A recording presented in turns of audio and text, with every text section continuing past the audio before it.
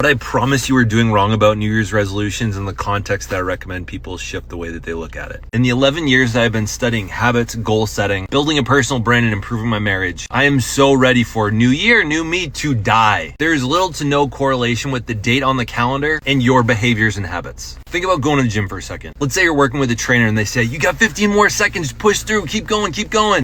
You could probably do that for 15 seconds. Probably doing something hard, something strenuous. You can push through for that defined amount of time. Now, if your trainer was saying, now keep doing push-ups, and you're like, when do I stop?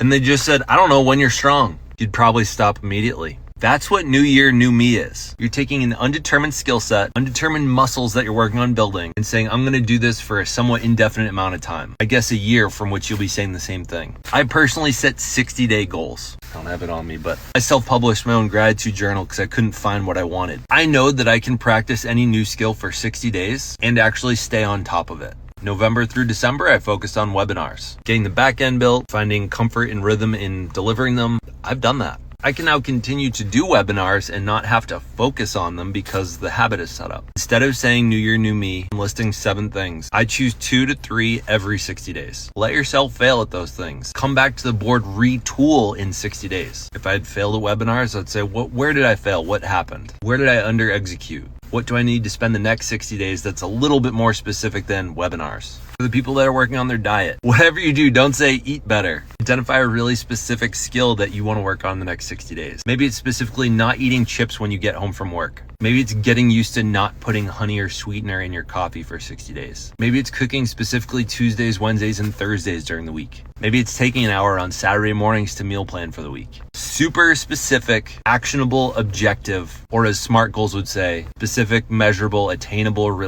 realistic, time bound. I'm from Boston. I like SMART goals. H is habitual. Don't come back to the drawing board a year from now. Come back to the drawing board on March 1st.